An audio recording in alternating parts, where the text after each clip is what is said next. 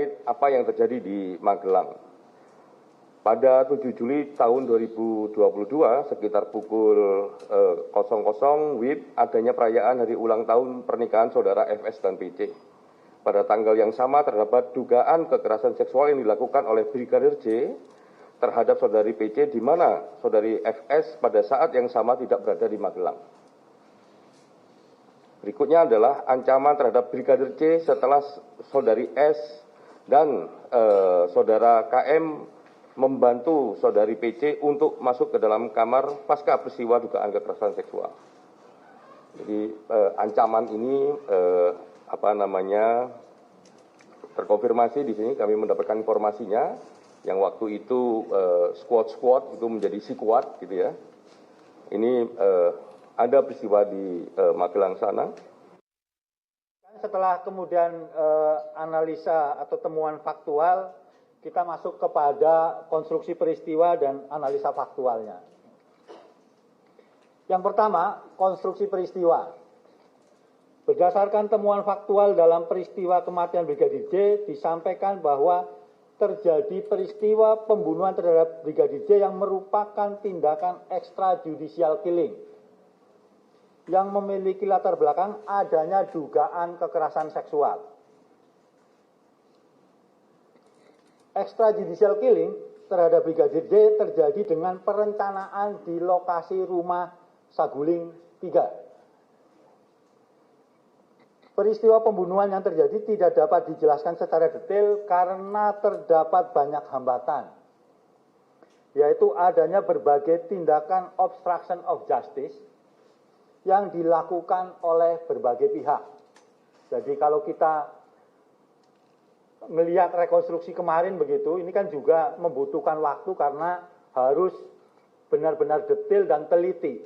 Apalagi kemudian kepolisian selalu bilang harus scientific crime investigation. Nah, pada titik itu karena sudah TKP-nya dirusak dan segala macam, juga ini yang kemudian menghambat kenapa kemudian penjelasan-penjelasan yang lebih detail ini dan pasti ini masih ada banyak pertanyaan. Dan ini yang seperti tadi Pak Anam sampaikan harus ditunggu di pengadilan. Analisa faktualnya, pembunuhan di luar proses hukum atau extrajudicial killing. Pembunuhan Brigadir J merupakan extrajudicial killing atau pembunuhan terhadap seseorang tanpa proses peradilan atau di luar proses hukum dan merupakan pelanggaran terhadap hak yang paling mendasar, yaitu hak untuk hidup. Tidak terdapat penyiksaan. Seperti tadi dasarnya, tidak terdapat tindakan penyiksaan maupun penganiayaan terhadap tubuh Brigadir J yang dibunuh pada 8 Juli 2022 di rumah dinas ex Kadifropam Polri, Jalan Duren 3 nomor 46, baik berdasarkan hasil otopsi pertama maupun otopsi kedua. Oke, itu tadi kami putar lagi pernyataan dari Komnas HAM. Sekarang mungkin publik ingin tahu juga, kalaulah kuasa hukum membantah bahwa nggak ada itu pelecehan seksual, ada bukti yang menguatkan tidak bahwa Joshua tidak mungkin melakukan pelecehan seksual? Buktinya sudah kami sampaikan juga ke Polri, dalam hal ini komunikasi antara almarhum dengan keluarga dan juga dengan orang yang terdekat dengan almarhum. Ditambah lagi ada foto chat WhatsApp Ibu PC dengan adik almarhum. Nah, logikanya bagaimana ketika seseorang yang sudah diduga melakukan tindak pidana dalam hal ini asusila masih dipuji-puji dan kemudian masih menyetrika baju daripada anak daripada Pak Ibu PC dan Bapak FS gitu loh. Dan kemudian ketika pulang ke Jakarta itu masih diizinkan bersama-sama. Sekarang saya tanya ke Mbak Caca, ketika Mbak Caca dicoba seperti itu dilecehkan, apa Mbak Caca akan jijik? Iya. Misalnya saya coba colek-colek nih kan, udah anti udah. Jijik nggak ke saya? Iya. Pasti kan jijik, pasti langsung antipati kan. Tapi ini kok bisa masih bersama? Jadi mau berlogika yang seperti apa kalau sudah seperti ini? Dan mau diarahkan ke mana? Apakah ingin mencoba untuk meloloskan dari dugaan tindak pidana pembunuhan berencana? Kalaupun misalnya ada not fair action, arahan ke sana misalnya untuk meloloskan hal tersebut karena keadaan untuk membela diri, itu harus dilakukan secara seketika. Kenapa harus diskenariokan, dirancang sampai ke Jakarta dengan melibatkan berbagai anggota Polri yang lain? dalam hal ini sudah dinyatakan obstruction of justice. Justru bukan hanya obstruction of justice dalam hal ini. Saya harapkan ini masuk pasal 55 dan 56 karena dilakukan dengan sepengetahuan mereka sebagai pelindung, pengayom dan pelayan masyarakat. Polisinya polisi loh ini. Jadi masyarakat kalau melihat seperti ini akan melihat perlindungan kemana ketika tidak mendapatkan keadilan dari polisi itu sendiri. Jadi tadi saya sepakat dengan perkataan Pak Susno juga yang terkait arahan ke arah tindak pidana asusila ini dengan keterangan saksi yang diterima ketika rekonstruksi misalnya, itu merupakan nulus tesis. Mau 1000 pun itu saksi dalam pihak yang membela mereka, itu nyatanya tetap satu. Itu harus bersesuaian tadi dengan bukti, alat bukti yang lain. Seperti yang tadi Pak Ahyar sampaikan, itu harus bersesuaian semuanya. Baik dari CCTV, ataupun dari visum et repertum, kemudian dari alat bukti yang lainnya tentu, atau yang mengarahkan ke arah sana gitu loh. Jangan membuat blunder dalam hal ini malah. Baik Pak Susno, meskipun memang mungkin kita kesampingkan terlebih dahulu ya rekomendasi dari Komnas HAM, tapi mungkin dari rekonstruksi yang dilakukan kan ada memperagakan adegan yang diduga pelecehan seksual dilakukan. Sementara dari kuasa hukum sudah punya bukti banyak, nggak mungkin lah Joshua melakukan pelecehan seksual dengan kedekatan yang ternyata masih ada selama di Magelang, masih bersama dengan satu mobil perjalanan ke Jakarta, Pak Susno.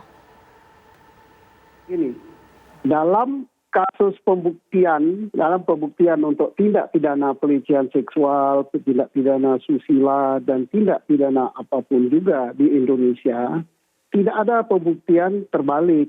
Jadi jangan menanya kepada keluarga atau kepada Yosua, buktikan bahwa kamu tidak berbuat. Tidak begitu.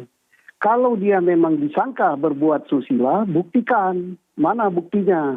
Ternyata hanya ada keterangan saksi. Itu pun ya, tidak petik ya, benar apa enggak, bohong apa enggak.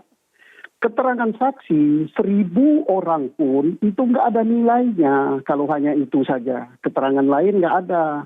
Nah ini harus dipahami oleh Komnas HAM. Bisik-bisik tetangga jangan langsung dicatat, diumumkan. Akibatnya apa? Ini kasus ini sudah menjadi perhatian nasional. Gaduh. Termasuk juga satu poin lagi, dia menyatakan tidak ada penganiayaan, tidak ada ini. Apa dia sudah nyidik? Apa dia sudah tahu pisem?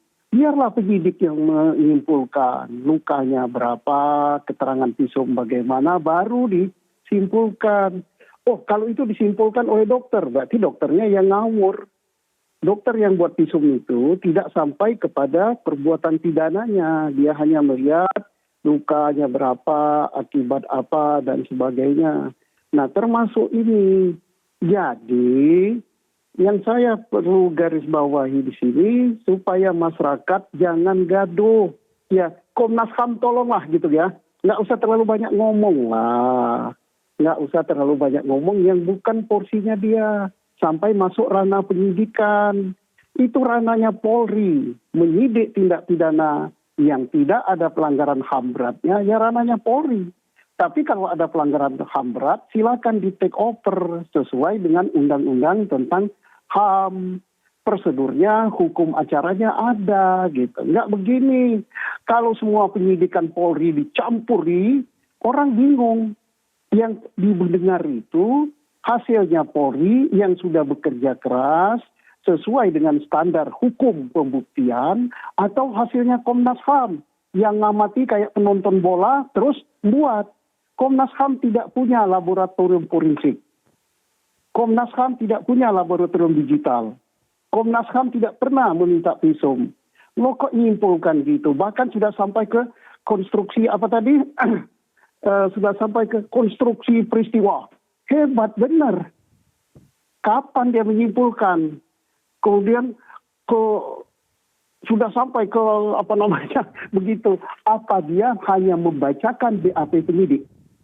Kalau membacakan BAP penyidik berarti dia sudah jadi Humasnya Polri. Polri saja tidak pernah ngumumkan ini sampai dengan dia jadi. Ya tolonglah kita, apalagi lembaga-lembaga resmi, jangan membuat kegaduhan gitu. Terima kasih. Baik, mungkin sekarang saya ke Pak Ahyar, kalau pembuktian terbalik tidak bisa, lantas apa yang bisa membuktikan bahwa Joshua ini benar tidak melakukan pelecehan seksual?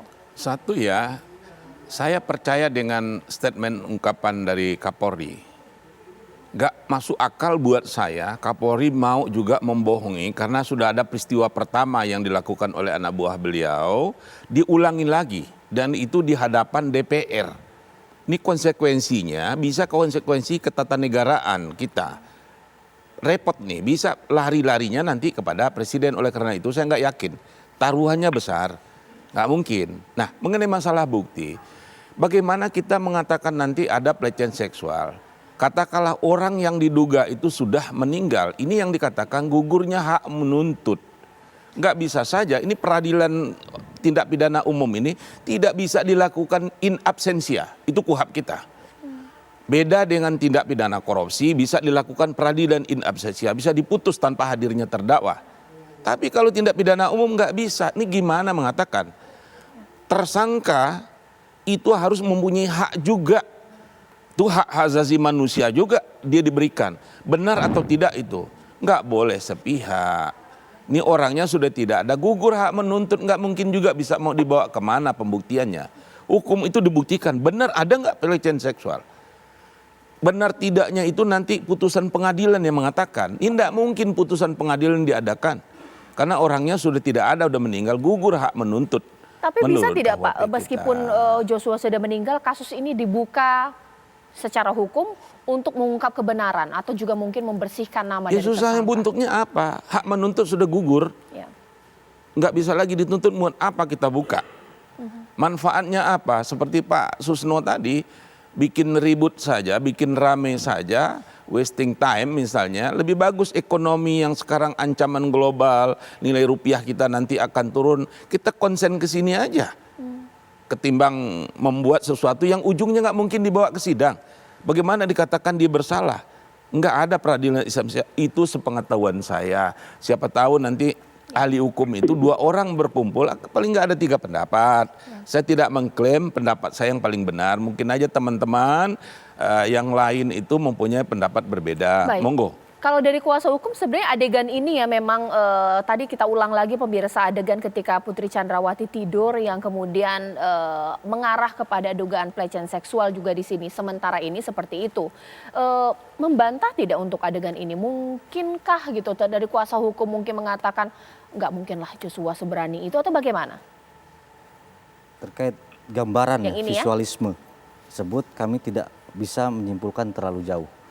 Karena yang fakta adalah kami tidak diizinkan untuk masuk menyaksikan. Itu ditolak secara mentah-mentah, diusir oleh Dirtipidum. Dengan kata-kata pokoknya kuasa hukum daripada pelapor ini tidak diizinkan masuk. Ini perlakuan yang sangat berbeda dengan rekonstruksi perkara pidana yang sejenis. Ini sangat berbeda. Jadi ketika ada visualisme seperti ini, apa yang mau kami simpulkan? Dan BAP siapa itu yang diperagakan? BAP Bu PC, Pak FS yang sudah penuh dengan skenario, atau BAP siapa? Jadi biarlah rakyat juga menilai dalam hal ini. Kita harus percaya kepada siapa. Namun Mbak Caca, satu mungkin yang saya sampaikan bahwa karena Pak Dirtipidum menyampaikan pokoknya, kami dengan tegas menyatakan pokoknya Bu PC harus ditahan.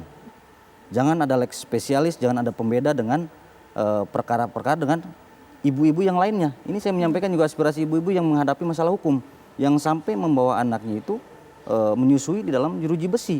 Jangan ada pembeda dalam hal ini. Jadi equality before the law ini harus betul-betul ditegakkan. Jangan hanya cuma omong kosong.